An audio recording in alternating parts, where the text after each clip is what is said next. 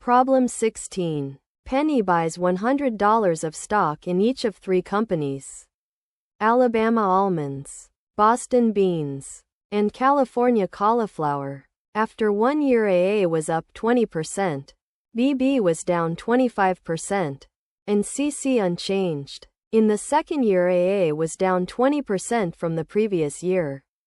BB was up 25%, and CC unchanged. If A, B, and C are the final values, which ordering is correct? The choices compare A, B, and C. You can pause here and solve the problem before seeing the solution.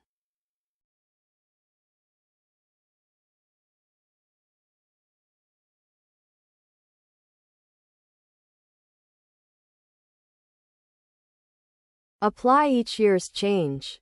Compare the finals. So B is less than A is less than C, choice E.